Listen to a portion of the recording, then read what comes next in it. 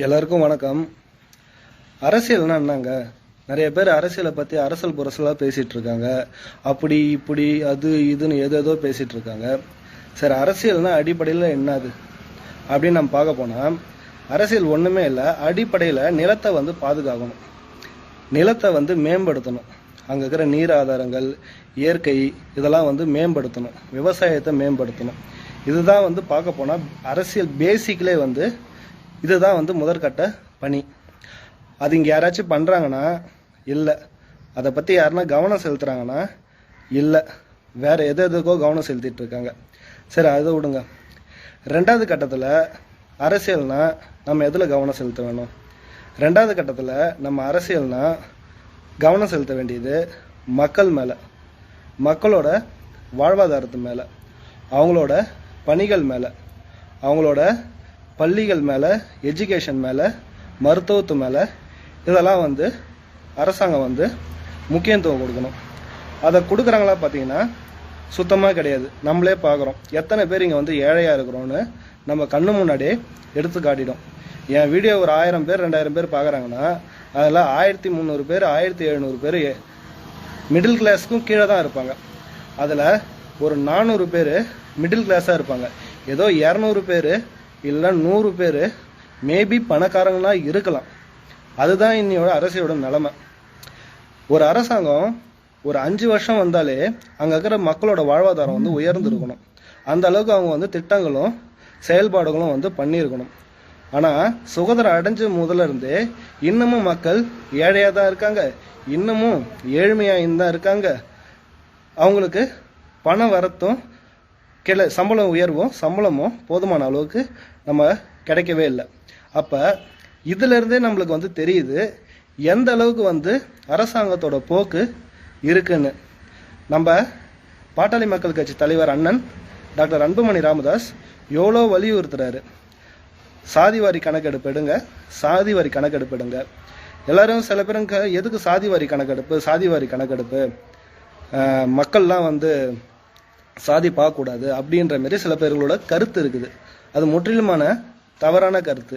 ஏன்னா சில வரலாறு எடுத்து பார்த்தா வாழ்வியல் முறையில் சில பேருங்களுக்கு அறிவு பெருசாக இருக்காது, அறிவு பெருசாக இருக்காது. ஏன்னா காரணம் பார்த்தீங்கன்னா அவங்க தொழில் முறையே வேறையாக இருந்திருக்கும்.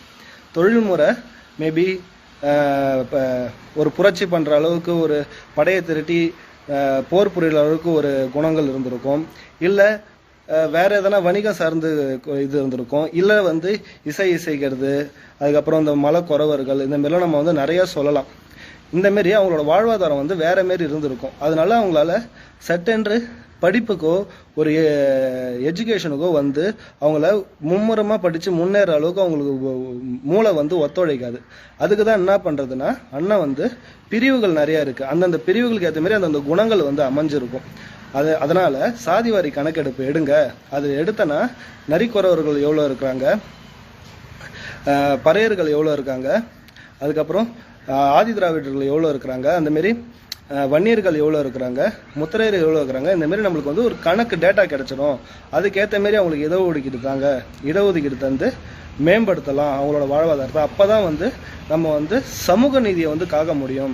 எல்லாரும் சமூக நீதின்ட்டு பொதுமக்களை சொல்ற, பொதுமக்கள் பார்க்குற பார்வையில் சமூக நீதினா பெருசாக புரிதல் இருக்க மாட்டேங்குது. சமூக நீதினா ஒன்றும் இல்லை, எல்லாருக்கும் சரிசமமாக பங்கீட்டு அளிப்பது தான். அது தப்பு இல்லையா? நீங்களே சொல்லுங்க. இப்போ என்கிட்ட ஒரு 5 பசங்க என் பக்கத்தில் இருக்காங்க, என்கிட்ட 10 பிஸ்கெட் இருக்குது. நான் மட்டும் 4 பிஸ்கெட் சாப்பிட்டா அது சரியா?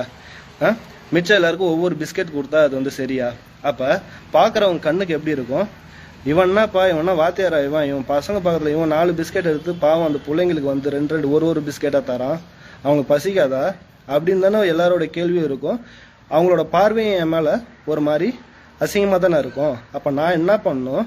ஒன்று, நான் எடுத்துக்காமல் மொத்தத்தையும் கொடுக்கணும்.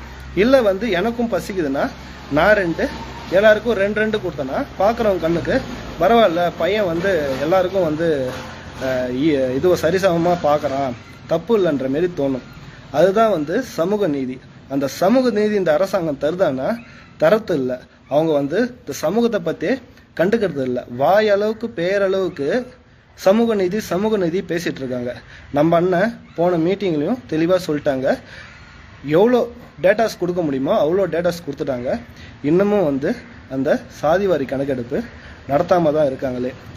அதாவது நான் அரசியல்னா ஒன்று சொன்னேன்ல, அதில் மக்கள் வாழ்வாதாரத்தை முன்னேற்றத்துக்கு அடுத்தது இடம் பிடிக்கிறது சமூக நீதி. இதை பண்ணால் மட்டுமே தான் அரசாங்கம் நல்லா இருக்கும். அரசாங்கம்னா அங்கே இருக்கிற வாழ்கிற மக்கள் நல்லா இருப்பாங்க. இது பண்ணாமல் ஒரு டேட்டா எடுக்காமல் நீங்கள் அரசாங்கம் நடத்துனீங்கன்னா ஒரு மயிருக்கும் பிரயோஜனம் கிடையாது. இது தெளிவாக சொல்லிடுறேன். ஒன்றுத்துக்குமே பிரயோஜனம் கிடையவே கிடையாது. மக்கள் முன்னேறவே மாட்டாங்க. எல்லாரோட வாழ்க்கையும் அடிபட்டுக்கிட்டே தான் இருக்குமே.